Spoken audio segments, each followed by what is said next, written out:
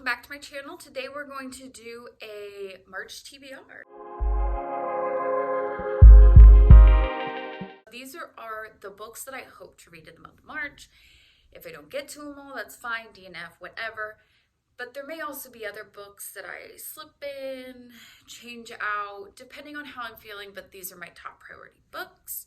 And in the month of March, I decided, so I have a shelf of like yellow books and a shelf of pink books, and I just love those shelves. For some reason, I saw my pink shelf and I was like, I really want to read my pink books. And then really, if I get all these read, I've pretty much read all books that are pink. In March, we read pink, just like, you know, on Wednesdays we read pink. Isn't that how that goes? Mean Girls, get the reference? Anyways, Alice's Adventures in Wonderland and Other Stories. So this is Lewis Carroll. It's actually got like Alice in Wonderland, Through the Looking Glass, a bunch of poems, pretty much all of Lewis and Carroll's fiction. I have read Alice in Wonderland before. I enjoy it. I absolutely love the movie. I'm going to try and read Alice in Wonderland with my son and then watch the movie with him because I think he would enjoy it. So really my goal is to get through Alice in Wonderland and Through the Looking Glass and maybe like the stories, because eventually it becomes like short poems, and I'm not huge into poems, but I would like to read it all, but I will call it a success if I read Through the Looking Glass and Alice's Adventures in Wonderland. The next one is The Daughter of Dr. Moreau by Sylvia Moreno Garcia. I read Bella Was a Night last month. That's in my February reading wrap up. I read Mexican Gothic by her. Mexican Gothic was a 5-star for me. The Daughter of Dr. Moreau, I'm not 100% sure what this is about. Really what got me is the Sylvia Moreno Garcia aspect of it. I enjoyed it. This does say it's a reimagining of the island of Dr. Moreau set against a backdrop of 19th century Mexico, which I will have to I will have to learn what the island of Dr. Moreau is, because I'm going to be really honest with you, I didn't know it. Then we have The Gracier by Kim Liggett.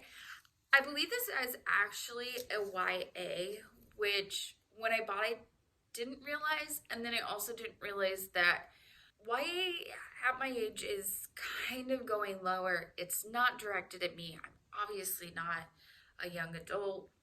However, I'm still excited to read it. It's a very weird premise. Essentially, there is a grace here where you go off because the women in this place use their sex appeal towards men. And so they go off during their grace year to be purified. I'm not really sure. We'll let you know. Just Like Home by Sarah Gailey. I read Echo Wife by Sarah Gailey. Very much enjoyed it. This woman's mother asked her to come back. I think the mom is the serial killer. Things are happening. There's kind of this stranger living in the house with them, and she's estranged from her mother. This woman comes back to her childhood home, and it's not a great experience. It is a mystery thriller, which I like. Rules Were Meant to Break by Natalie Williamson. My youngest messed up the cover, got torn up. I do have another copy coming so that I can have it with the cover. Full disclosure, I did go to school with the author of this book, and we were friends in high school. We don't stay in touch now. So I'm just gonna be really honest that I might be a little biased, but this is a romance novel, and I'm really excited to read it just because I do know the author, and I'm excited to see what she came up with. So, full disclosure, there's going to be some bias in this review. Set on You it's a romantic comedy. Love romantic comedies. I love the aspect of the fitness influencer in it who's relatable. Winter's Orbit by Irvina Maxwell. This is, from my understanding, a science fiction, which is not a strong suit. I want to get into it more. I've heard really good things about this particular book. I know a second one has come out. So this is kind of one I've heard a lot of good things about. I want to kind of dabble more in science fiction. The cover's beautiful. The last one on the list is Lakewood by Megan Giddings.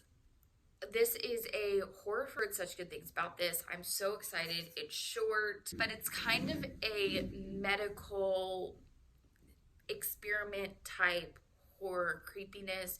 So I'm kind of expecting, I don't mind really gory things, but I'm kind of expecting kind of some gross some gross bodily function things happening.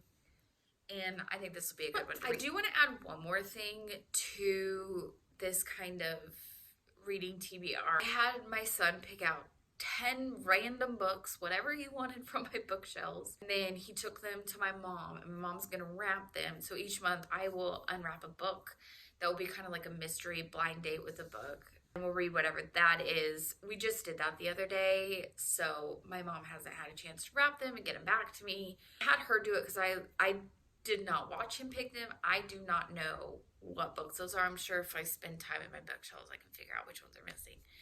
But that's beyond the point. So I'll add that in later, and that'll be another book that I try to add.